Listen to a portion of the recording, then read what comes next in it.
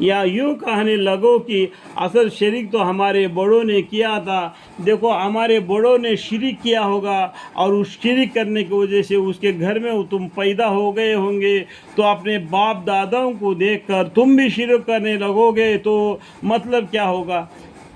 تو اس لیے علم کو سیکھنا، اور اپنے باپ داداؤں نے غلط راستہ چلا ہوگا تو اس کو سدھار لینا۔ سمجھ میں آئے بات؟ اور ہم ان کے بعد ان کے نسل میں ہوئے، ان کے بعد ان کے نسل میں ہوئے، اور ان کے ماں باپ دادا دادی اور جو خاندان تھے ان کو شیطان نے گمراہ کر دیا اور ان کو شرک میں مبتلا کر دیا۔ ان خاندان میں ان نسل میں تم پیدا ہو گئے ہوں گے تو تم بھی اس طریقے سے شرک کرنے لگو گے تو تم بھی عذاب مبتلا ہو جائے گے۔ اس لیے آپ اپنی مذہب کی کتابیں اور قرآن کریم کو بھی پڑھنا چاہیے کہ معلوم کر لے کہ یہ پورا دنیا کو سنبھالنے والا ایک ہے، ایک اللہ ہے۔ ٹرینٹی میں نہیں جانا، ٹرینٹی میں جاؤ گے تو بھی فرق پڑ جائے گا، تو ایک اللہ ہے۔ سو کیا ان غلط راہ نکلنے والوں کے فعل پر آپ ہم کو ہلاک میں ڈال دیتے ہیں، اور ہم اس طرح آیات کو صاف صاف بیان کرتے ہیں، اور تاکہ وہ باز آ جاوے۔ اللہ تعالیٰ نے بتلا دی، اگر تمہارے باپ دادا نے شرک کرتے ہوں تو کیا تم بھی شرک کرو گے؟ آپ اس کے لیے ابراہیم علیہ السلام کا قصہ کو پڑھنا چاہیے۔ ان کے باپ ازر ایک شرک کرنے والوں میں سا بتوں کو بناتا تھا، ابراہیم علیہ السلام نے ان سے صاف الگ ہو گئے، اور ان لوگوں کو اس شخص کا حال پڑھ کر سنائیے کہ اس کو ہم نے اللہ تعالیٰ نے اپنی آیتیں دی، قرآن کریم دی۔ یہاں پر کیا 4 نمبر فائدہ ہے، یہاں پر اس کا معنی انہیں احکام کا علم دیا، اللہ کے احکام کا علم اس کو دے دیا اللہ تعالیٰ نے، پھر ان سے بالکل ہی نکل گیا، وہ اللہ کے احکام سے بالکل الگ ہو گیا، نکل گیا۔ پھر شیطان نے اس کے پیچھے لگ لیا۔ شیطان کیا ہے؟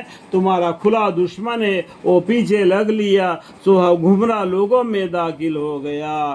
شیطان پیچھے لگنے کی وجہ سے احکام اللہ کے احکام الہی کے ان کے پاس پہنچنے کے بعد میں شیطان کے وسواسوں میں پڑھ کر وہ گمراہ میں داخل ہو گیا۔ تو اور اگر ہم چاہتے تو اس کو ان آیتوں کے بدولت بلند مرتبہ کر دیتے۔ دیکھو یہاں پر ہم کا مطلب اللہ تعالیٰ، اور اگر ہم اللہ تعالیٰ چاہتے تو اس کو ان آیتوں کے بدولت بلند مرتبہ کر دیتے، لیکن وہ تو دنیا کی طرف مائل ہو گیا۔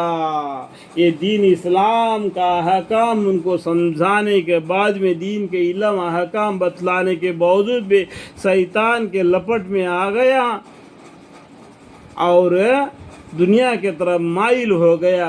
اگر اللہ چاہتے تو ان آیتوں کے بدولت بلند مرتبہ کر دیتے، لیکن وہ تو دنیا کی طرف مائل ہو گیا اور اپنی نفسانی خواہش کی پیروی کرنے لگا۔ جو اپنی نفس ہوتا ہے نا، وہ غلط راستہ دکھلاتا ہے۔ ہر انسان کو نفس ہو جاتا ہے، وہ غلط راستے کے طرف مائل کر دیتا ہے، تو اپنی نفس کو قابو کر کے اللہ کے حکام کے اوپر عمل کرنا نیک بات ہے۔ اللہ تعالیٰ اس کے لیے ایک مثال دیتے ہیں۔ کیا ہے وہ مثال؟ تو اس کی حالت کتے کی سی ہو گئی۔ دیکھو کتے کی مثال دے دیا، اگر تو اس پر حملہ کرے، اگر کتے کے اوپر کوئی پتھر مار دے اور بھاگے گا وہ، اور جیب پھاڑ کے ہانپتے رہ گیا، ہانپتے تھا تب بھی ہان پہ، یا اس کو چھوڑ دے تب بھی ہان پہ۔ اسی طریقے سے یہ دنیا کی طرف مائل ہو گیا، اس کو کتنا بھی دنیا ملے اس کا پیٹ نہیں بھرتا، کتے کے جیسا ہو گیا۔ کتا ہمیشہ اپنا زبان کو باہر نکالے ہوئے بھوکے کے جیسا پڑا رہتا ہے، جتنا بھی کھایا پھر بھی بھوکے کے جیسا باہر جیب نکالتا ہے۔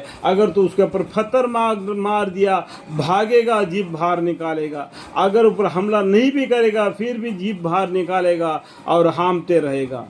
اسی طریقے سے کیا اس کو کتے کے مثال دے دیا۔ اللہ تعالیٰ نے اس کو احکام الہی دینے کے باوجود بھی شیطان کے قبضے میں آ گیا، شیطان کے بحث میں آ گیا، اپنی نفس کے خیالات کے طرف مائل ہو گیا، پھر اس کو کتے کی مثال دے دیا اللہ تعالیٰ نے۔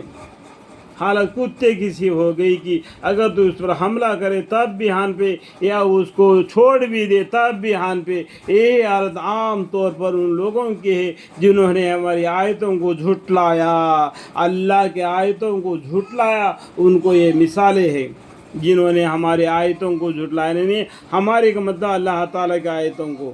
سو آپ اس حال کو بیان کر دیے، شاید وہ لوگ کچھ سوچے.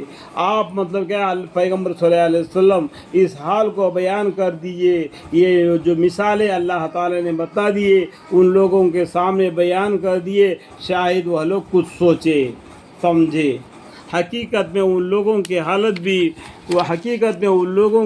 بھی بری حالت ہے جو ہماری آیت کو جھٹلاتے ہیں اور اس کی تکذیب میں وہ اپنا ہی نقصان کرتے ہیں. اللہ کے آیتوں کو جھٹلا کر اپنی منمانی زندگی گزارتے ہیں، اپنا ہی نقصان کرتے. اللہ تعالیٰ سے دعا استغفار ہے کہ ہمیں راہی راستہ پر چلنے کی توفیق عطا فرمائے. مجھے، میری بیوی، میرے بچے، میرے پورے خاندان وسیلہ تا قیامت نسل بنسل ان سب کو راہی راستے کی طرف ہدایت دے. جو قرآن شریف بلاتا ہے توحید کے طرف، اسی کے طرف ہمیں چلنے والے بنے. پیغمبروں کو بات کو مانے، اللہ کے حکام کو پڑھے، سمجھے، معنی کو بھی پڑھے اور عمل میں لائے. تو پھر ہدایت دے. ہدایت دینے والا اللہ ہے. اللہ ہمیں ہدایت دے اور آپ کے رحمت کے سایہ اور فضل و کرم سے اپنی زندگی دین اسلام کے راہ پر گزارے. آپ کی رحمت، آپ کے فضل ہمیشہ اس گھر میں، اس گھر کے اوپر رہے. اللہ آمین.